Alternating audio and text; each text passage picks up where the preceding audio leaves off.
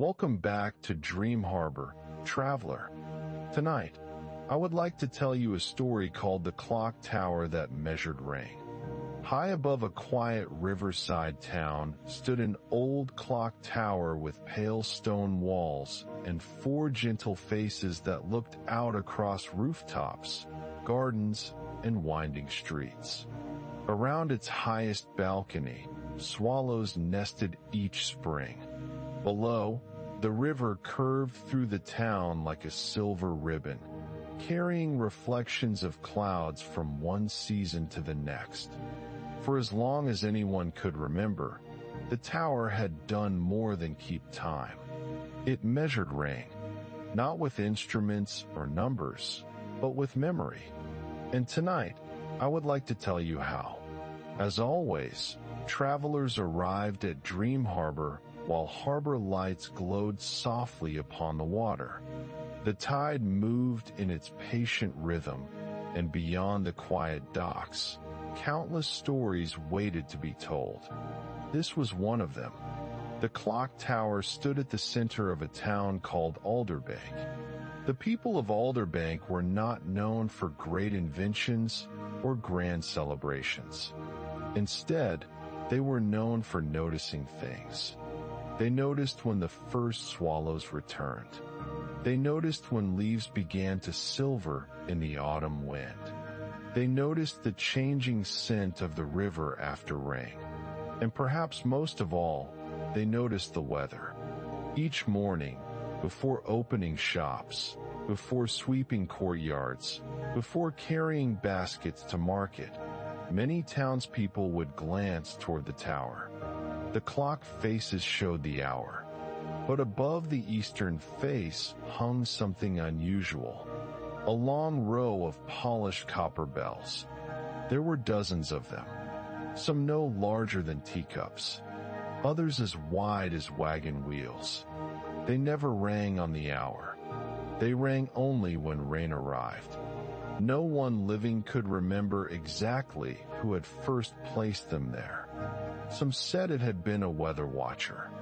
Others believed it had been a clockmaker who loved storms. A few insisted that generations of townspeople had added bells one by one over centuries. Whatever the truth, the bells had become part of Alderbank's life. Every rainfall created its own music. A light spring shower stirred only the smallest bells. A summer downpour awakened many at once. A slow autumn mist sometimes caused a single bell to hum softly for hours. Children learned the sounds before they learned the names of clouds. Shopkeepers paused to listen from open doorways. Gardeners tilted their hats toward the tower and smiled.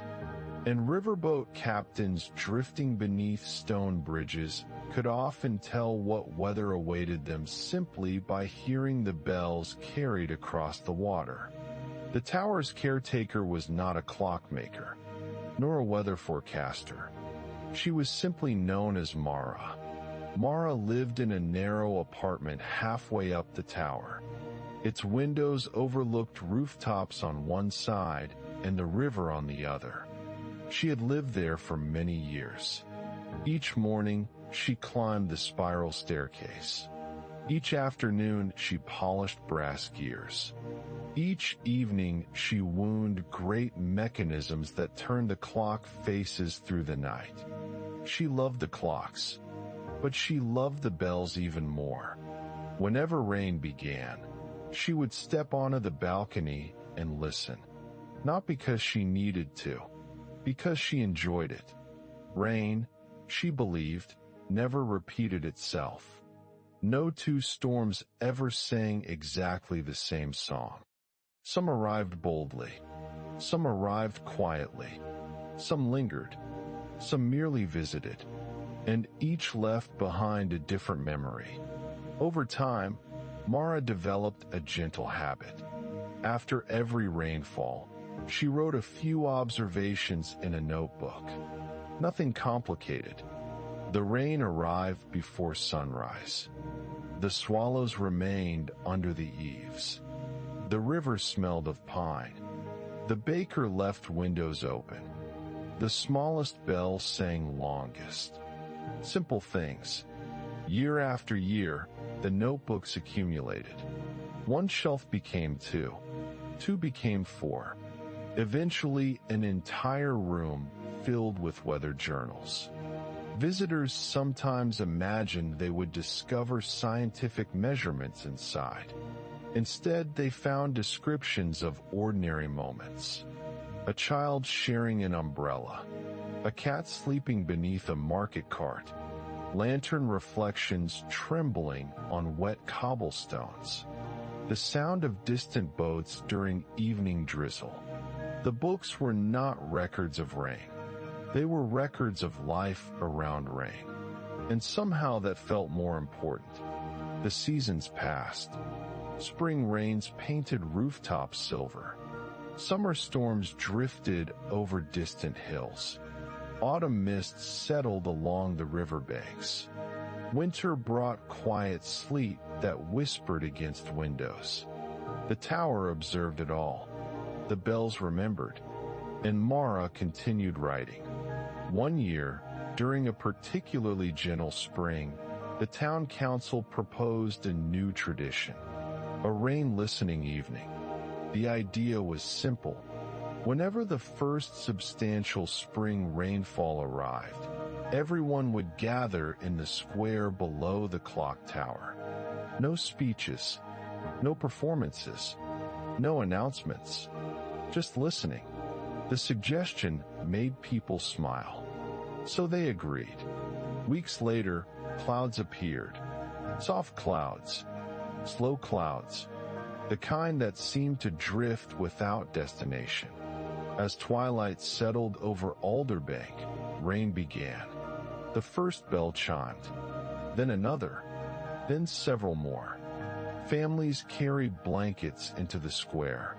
Shopkeepers brought folding chairs. Neighbors greeted neighbors. Children sat cross-legged on the cobblestones. Nobody hurried. Nobody needed entertainment. The bells provided everything. Rain touched copper. Copper answered with music. The tower offered its familiar song. And the town listened. For nearly an hour. Afterward, people returned home feeling strangely rested. The tradition continued the following year. And the year after that. Eventually, rain listening evening became one of Alderbank's most beloved customs. Visitors often struggled to understand its appeal. What happens, they would ask. The townspeople usually gave the same answer. Not very much.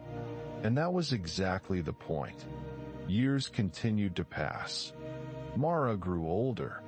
The notebooks multiplied. The bells weathered countless storms. New generations learned their songs. The swallows returned every spring. The river continued carrying reflections downstream. Everything changed. Everything remained. One summer, a young apprentice named Elias arrived. He had come to learn clock maintenance. At least, that was the official reason. But after only a few weeks, Mara noticed something. Whenever rain began, Elias stopped whatever he was doing and listened. Sometimes for several minutes. Sometimes longer. One afternoon, while polishing gears beside a tower window, he asked a question. Which rainfall was your favorite? Mara smiled. She had never considered choosing. There are too many. Elias thought for a moment. Then which one do you remember most clearly? Mara looked toward the bells. Outside, clouds drifted across a pale sky. Finally she answered. A summer storm many years ago. What happened? Very little. Elias laughed softly. Mara laughed too. Then she explained. The storm had arrived after weeks of warm weather. People had opened every window in town.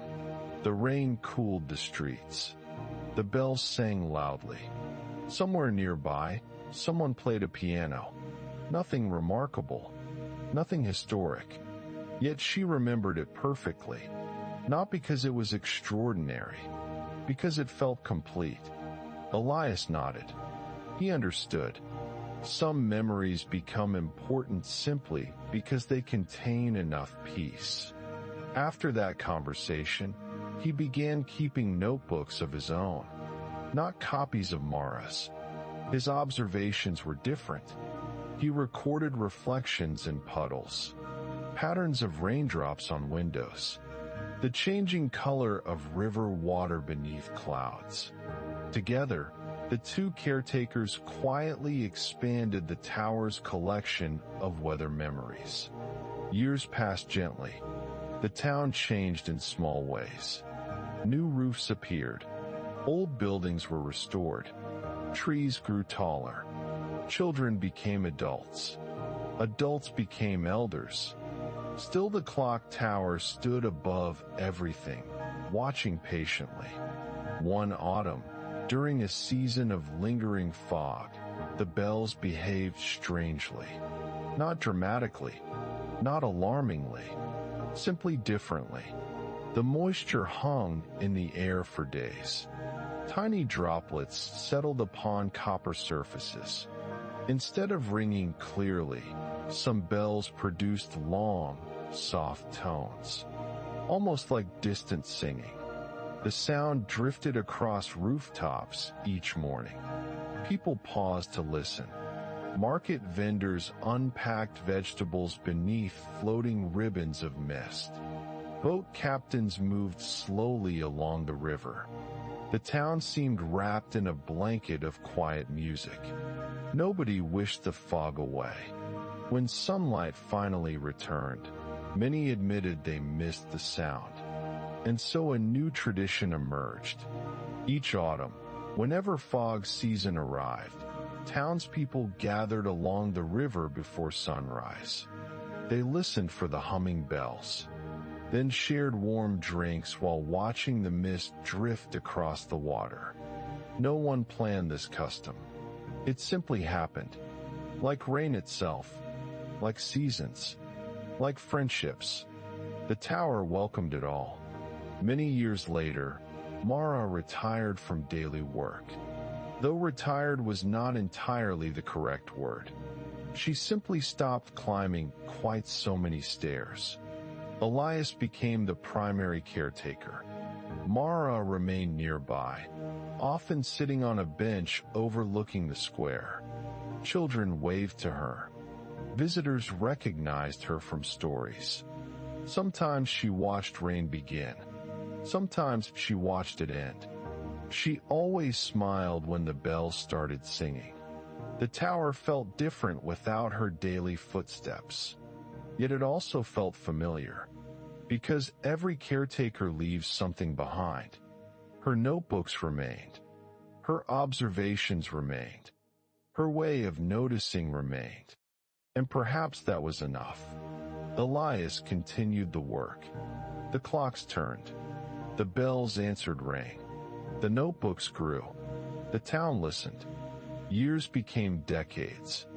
The tower slowly accumulated thousands upon thousands of small memories. Not major events. Not headlines. Not achievements. Simply moments. Rain on rooftops. Rain on gardens. Rain on lanterns. Rain on river water. Rain on quiet evenings. Rain on ordinary days that became memorable only because someone noticed them. Eventually, people began visiting Alderbank specifically to experience rain listening evening. They arrived expecting spectacle. What they found was something gentler. A square. A tower. A community. And the simple experience of listening together. Many visitors returned home surprised by how peaceful they felt. Some later wrote letters. Others sent postcards. A few returned year after year. The town welcomed them all. Because listening, after all, requires no special skill. Only time and patience. As the years drifted onward, the tower itself seemed to settle deeper into its role.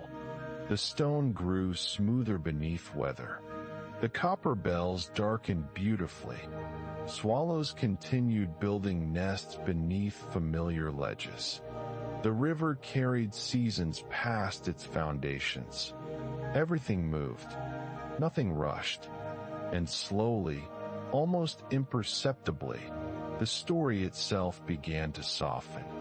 The clock still turned. The bells still sang. Yet fewer details seemed necessary. Rain arrived. Rain departed. The tower remembered. The town listened. Evenings became quieter. Descriptions became simpler. The river reflected clouds. The bells answered softly. Windows glowed. Footsteps slowed. Far above the square, swallows tucked themselves beneath sheltered stone. Along the riverbank, reeds moved gently in the breeze. Somewhere a lantern glimmered. Somewhere a kettle cooled. Somewhere rain rested inside waiting clouds. The tower watched. That was enough. The bells waited. That was enough too. Years folded into seasons. Seasons folded into memories. Memories folded into quiet. And the tower continued measuring rain in the only way it ever had. By noticing. By remembering. By offering gentle music to anyone willing to pause and listen. Eventually, even the town seemed to become part of the rhythm. The river, the rooftops, the bridges, the gardens, the windows, the bells, all moving together, all resting together, as though the entire place had learned the art of taking its time. And now, traveler, the evening grows late. The rain has softened. The tower's bells have become distant. Their notes drift across water and disappear into the night. The river moves quietly beneath sleeping bridges. The swallows rest beneath stone eaves. The clock faces glow faintly above empty streets. And somewhere inside the tower, shelves of notebooks wait peacefully in the dark, holding thousands of ordinary moments that never needed to be extraordinary. Beyond Alderbank, beyond the river, beyond the drifting clouds, the gentle tides of DreamHarbour continue their endless motion. The harbor lights are waiting, as they always are. Their reflections shimmer softly upon calm water. Travelers arrive. Travelers rest. And though tomorrow's story has not yet been told, DreamHarbour already remembers you. I remain here beside the harbor, lantern glowing softly in the quiet. The tide moves in. The tide moves out. Nothing hurried. Nothing needed to. So let the bells grow distant now. Let the river become a dream. Let the tower fade gently into mist. And let sleep arrive as naturally as rain upon a quiet rooftop. Good night, traveler. Good night from DreamHarbour. And may gentle tides carry you softly into sleep.